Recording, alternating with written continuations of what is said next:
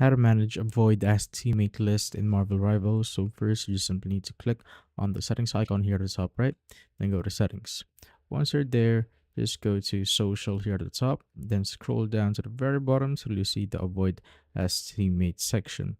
Now you will simply need to click on manage, and here you will see all of the players that you've avoided as a teammate, and there's a note that says a maximum of 3 players can be put on the avoid as teammate list right here. And you could also check this or hover to this symbol. So players set to avoid will not be matched to the same team as you, and setting a player to avoid matching lasts for 3 days. And if the list is full, adding a player will remove the player with the shortest remaining duration from the list. And use the reset avoid match duration function in the menu to reset the remaining time to 3 days. So once you've read all that and stuff, you could also remove them here on the list if you have any. So I don't have any teammates that I've set to avoid, but if you have, you could remove them from this list if you want.